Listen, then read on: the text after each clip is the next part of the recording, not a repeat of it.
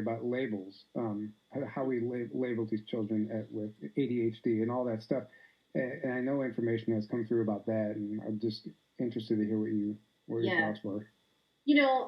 I didn't seek out to talk about the labels, because I don't like to get into controversial topics and debates. Like, I'm not that type of a person. I don't like taking sides, and I don't like to upset a lot of people. So I kind of just try to remain neutral. But this kind of came to me. And I had almost the first ever autistic child that I worked with, a grandmother years ago, asked me to communicate with this particular child and what he wanted to say and why he wasn't talking. And he was only a 3 or 4, I think. I can't remember, so many years ago. But what he said to me is, and I talked about this at the conference, he said, I'm sorry, it wasn't about talking. It was looking at people in the eyes. Why won't he look at anybody? And he said, I don't want to look at anybody because I can see their demons and they scare me. And what he was basically, he went on more into it. And what he was saying is, he could see the energy body of the people. He could see the entourage of entities that are surrounding everybody, both good and bad. We have good entourage with angels and good spirits, but then people have the dark spirits that follow them. And the dark spirits tend to taunt the children because they know they can see them. So if a child was afraid of an adult, let's say in a grocery store, and the parents start to talking to this person and they hide behind mom or dad's leg and they're afraid, there's a reason for it. Maybe that person isn't necessarily a bad person, but the energy that they're around and what they're seeing is not good. And they're also human lie detectors. So this child said, I can see them. And they see more than what's in front. They can read their energy. They can tell if they're lying, and they know so much. You can't lie to children these days. I mean, they will call you out on it. They know when you're not being truthful. Because they can read energy. They're a master at reading energy, and they can see the demonic spirits that are around some of these dark people, and they don't want to see it. And they also, it becomes overwhelming. Imagine a child that meets an adult, and all of this information comes that they don't want to know. They don't understand what it means, but they're seeing it all, and it's overwhelming and intimidating. So they hide behind mom or dad because they feel safe. And when mom and dad force them in situations where they're like, oh no, give this person a hug, give uncle blah blah blah a hug you haven't seen in 3 years, and they're like, I don't want to. This is teaching the children that they should go against their gut. Their intuition is telling them, I don't feel comfortable in this situation, but mom and dad are telling me, no, you do it anyways. What do you think that conflict is doing to the child? It's teaching them, I don't listen to myself. I listen to somebody else. Someone else tells me what to do, and I listen to it. And then they go through their life doing things that they don't want to do because they don't trust their knowing and their intuition. So that was quite profound when this child told me about that. And that led to many other things. So many sessions after that, I started understanding those labeled ADHD and autistic children and Asperger's had a lot more going on energetically. And I was like, this is fascinating. Why don't people know this?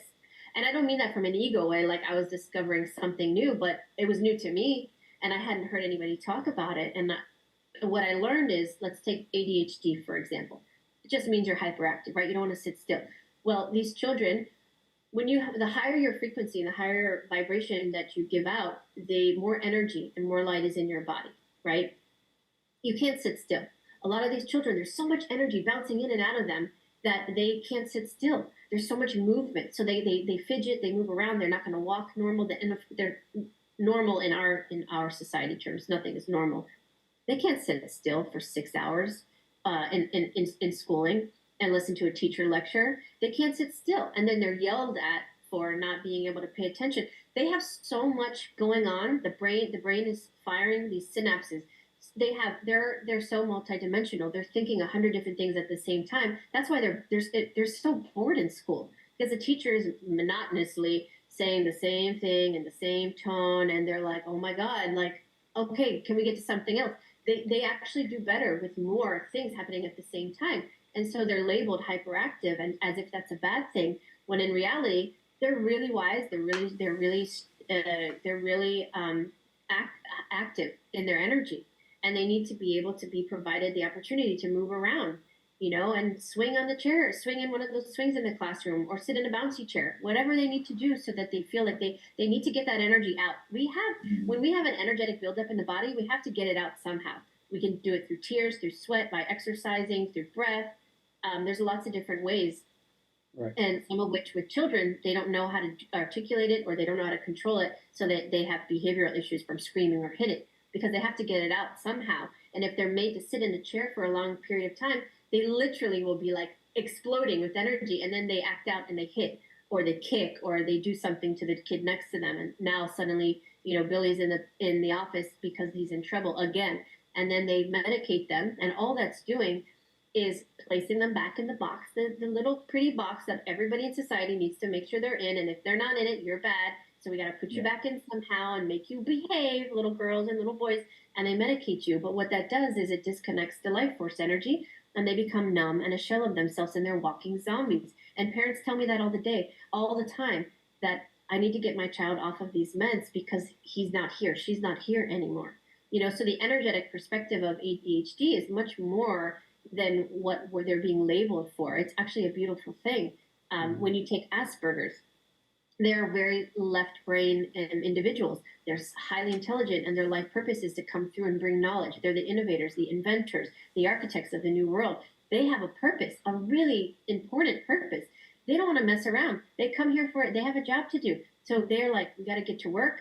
They're very analytical. They're very logical. They're very intelligent, but the issue in a human form is that they lack a little bit of empathy, not in a way that it's bad, but they're just like, they can't relate to human behavior so much because many of them haven't been human before or not many times. So they're just trying to figure out how to navigate being a human. And in their mind, all they want to do, they want to be an adult so they can get to work. Which remind me about walk-ins, and we can talk about that before we finish today. So Asperger's are just highly intelligent children that happen to not want to be children, so they don't want to play with toys. They don't do well with other children their age. They tend to want to play with older children because they're a very wise, eye-conscious being in a little body, and they don't like that. So there's an energetic explanation for everything. Dyslexia is just a fancy word for saying they don't learn the way that we learn, but there's nothing wrong with that. Maybe they're not used to reading because where they come from, they download, they communicate through telepathy and other ways. It's instant downloading. So coming here to the earth, by the way, when you're a multidimensional high density being, reading a book is like, oh my God, it's torture for them. Like when you read and read this book, where I come from, it's just there. I want to know it. I tap into the collective consciousness. Boom, I got it. And so they hate to read. Why do I have to write? Like, what's writing about? Like, I don't want to write this down. So it's not that they come across as arrogant, but they're just being their authentic self and they're not apologizing for it. So when you start to understand more about their characteristics, you get it. You're like, okay, I understand why you're being labeled that way, but we got to get rid of the labels because there's absolutely nothing wrong with them when you look at it from that perspective. But when you're trying to categorize them into the human box that they want us to be in, well, of course they don't fit in. And yeah, there is something wrong if you're looking at it from the other perspective.